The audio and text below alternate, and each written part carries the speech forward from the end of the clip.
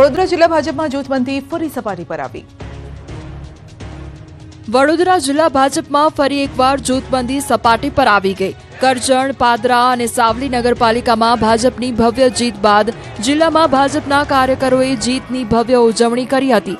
વડોદરા શહેર ભાજપ પ્રમુખ વિજય શાહ સહિત કાર્યકરો સાથે કરજણ ખાતે જીતની ભવ્ય ઉજવણી કરવામાં આવી હતી।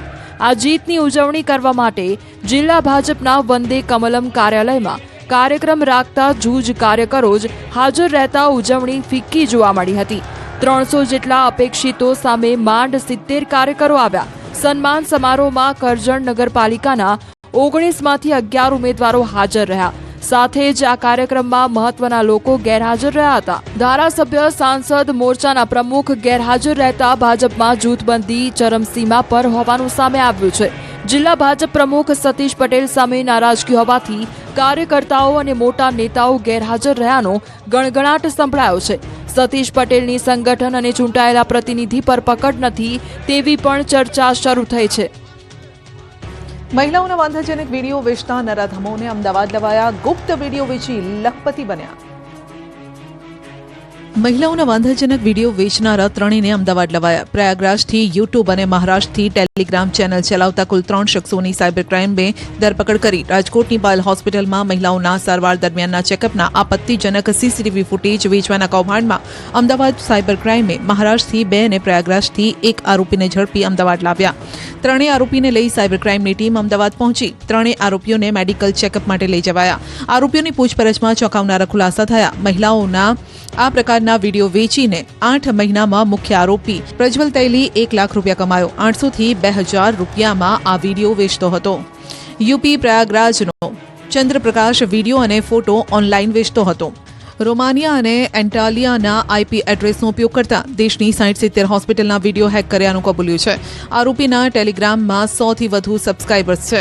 હોસ્પિટલ ઉપરાંત થિયેટર, મોલ સહિતની મહિલાના વિડીયો મળી આવ્યા છે। પાયલ હોસ્પિટલના સીસીટીવી 2024માં ફેબ્રુઆરી, માર્ચ માસના હેક થયા હતા। હોસ્પિટલમાં દર્દી દ્વારા સારવાર સમયે આક્ષેપ થતા સીસીટીવી લગાવવામાં આવ્યા હતા। બીજી તરફ રાજકોટની પાયલ હોસ્પિટલમાં આરોગ્ય વિભાગે તપાસ કરી છે। 5 સભ્યોની ટીમ દ્વારા હોસ્પિટલમાં તપાસ કરાઈ। ચેકિંગમાં મોટો ખુલાસો થયો છે। હોસ્પિટલને સીસીટીવી હેક થયાની જાણ થઈ હતી, છતાં પોલીસને જાણ ન કરી, પરંતુ સીસીટીવીનો પાસવર્ડ પણ બદલવામાં આવ્યો। તો આરોગ્ય વિભાગે સ્પષ્ટતા કરી છે કે લેબર રૂમમાં સીસીટીવી લગાવી શકાય નહીં। ખેડૂતો માટે માઠા સમાચાર। ચાલુ માસના અંતમાં માવઠું ત્રાટકશે તો ગરમી પણ પ્રચંડ પડશે।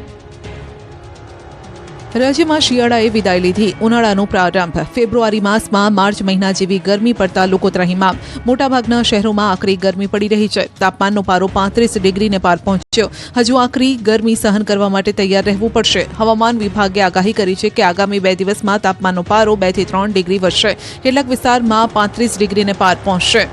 હાલ ઉત્તર પશ્ચિમ તરફના પવનો ફૂંકાઈ રહ્યા છે, જેથી બેવડી ઋતુનો અનુભવ થઈ રહ્યો છે। ખેડૂતો માટે ફરી માઠા સમાચાર આવ્યા છે। હવામાન નિષ્ણાત અંબાલાલ પટેલે આગાહી કરી છે કે ચાલુ મહિનાના અંતમાં માવઠું થશે। રાજ્યના કેટલાક ભાગોમાં 24 ફેબ્રુઆરીથી ફેબ્રુઆરીના અંત સુધીમાં માવઠું માઠી દશા બેસાડશે। 24 ફેબ્રુઆરી બાદ ફરી વેસ્ટર્ન ડિસ્ટર્બન્સ આવશે। માર્ચ મહિનાના પહેલા સપ્તાહમાં પણ હવામાનમાં મોટા ફેરફાર થશે। ઉત્તર ગુજરાત, મધ્ય ગુજરાત અને સૌરાષ્ટ્રના કેટલાક ભાગમાં છાંટા પડવાની શક્યતા। જામખંભાળિયામાં દીકરીની સમાધિ હટાવી લેવાતા કોળી સમાજ લાલઘુમ। જામખંભાળિયામાં કોળી સમાજની દીકરીની સમાધિ પર બુલડોઝર ફેરવી દેવાયું। સમાધિ હટાવી દેવાતા કોળી સમાજ લાલઘુમ થયો। જામખંભાળિયામાં શક્તિનગર વિસ્તારમાં જ્યાં સમાધિ સ્થળ છે ત્યાં તંત્ર દ્વારા પાણીના ટાંકા બનાવવાનું કામ ચાલી રહ્યું છે, ત્યારે બાજુમાં જ આવેલા કોળી સમાજના સ્મશાનની જગ્યામાં મૃતક દીકરીની સમાધિ પર જેસીબી ચલાવી દેવાયું। કોળી સમાજમાં આક્રોશ ફેલાયો। એક પરિવારની દીકરીની સમાધિ હટાવી કોન્ટ્રાક્ટર દ્વારા ત્યાં રેતી સહિતનું મટીરીયલ ઠાલવી દેવાતા મામલો ગરમાયો। લોકોના ટોળા એકત્રિત થયા। પરિવારે ન્યાયની માંગ સાથે ધર્મ પરિવર્તનની ચીમકી ઉચ્ચારી, છતાં જો ન્યાય નહીં મળે તો દીકરીના પિતાએ આત્મવિલોપનની ચીમકી ઉચ્ચારી। કોળી સમાજના લોકોએ સ્મશાન પાસે એકઠા થઈ દીકરીની સમાધિ ફરી બનાવી દેવાની માંગ કરી છે। જો ન્યાય નહીં મળે તો કોળી સમાજના લોકો ઉગ્ર આંદોલન કરશે। રાજકોટના સરદારમાં જમીન મુદ્દે સ્થાનિકો ઝઘડી પડ્યા। રાજકોટના સરદાર ગામે જમીન વિવાદ મુદ્દે સ્વામિનારાયણ મંદિર પાસે કેટલાક લોકો જંગે ચઢ્યા. સ્વામિનારાયણ મંદિર નજીક જ કેટલાક શખ્સો વચ્ચે બોલાચાલી થઈ. જમીનને લઈને ઉગ્ર બોલાચાલી થઈ. આ દરમિયાન મામલો બીચકતા મારામારી પર ઉતરી આવ્યા. જેસીબી તોડવાના મામલે સ્થાનિકો વચ્ચે ઝપાઝપી થઈ. જોરદાર ધમાલ થતા નાસભાગ મચી ગઈ. લોખંડના પાઇપ વડે હુમલો થયો. એક વ્યક્તિ જમીન પર પડી ગયો હોવા છતાં તેના પર હુમલો કર્યો. આરોપીઓએ મહિપત આહિરના જેસીબીની બારીના કાચ તોડી 60,000નું નુકસાન કર્યું, જેથી લોખંડની પાઇપ વડે બંને શખ્સોએ બીજાને ઢોર માર માર્યો. આ સમગ્ર મામલે આજી ડેમ પોલીસ સ્ટેશનમાં બિપિન અને નરેશ સામે ફરિયાદ નોંધાઈ. અમદાવાદના રોડ પર ગેસ લાઇન લીકેજ થતા ભડાકા. થયું ખોદકામ અને રોડ પર થયા ભડાકા. દ્રશ્યો છે અમદાવાદના. યુએન મહેતા હોસ્પિટલ પાસે ખોદકામ ચાલી રહ્યું હતું. ગેસની લાઇન લીકેજ થતા રિપેરિંગ કામ ચાલી રહ્યું હતું. ત્યારે જ રોડ વીજ ડીપીમાં ધડાકા થયા. આ સાથે જ આગ ફાટી નીકળી. પહેલા તો વીજ લાઇનની ડીપી પાસે કડાકા ભડાકા સાથે આગ લાગી. જાણે કોઈ ફટાકડા ફૂટતા હોય તે રીતે લગભગ 2 થી 3 મિનિટ સુધી ધડાકા થતા રોડ પર નાસભાગ મચી. જે બાદ ગેસ લાઇન લીક થયેલી હતી ત્યાં આગ પહોંચી. આગ વધુ પ્રસરે તે પહેલા જ ફાયર વિભાગને જાણ કરવામાં આવી. ફાયરની ટીમે પહોંચીને આગ પર પાણીનો મારો કરી આગને કાબૂમાં લીધી. ભરબજારમાં ટ્રાફિકથી ધમધમતા વિસ્તારમાં આગ લાગતા લોકોમાં ડરનો માહોલ સર્જાયો.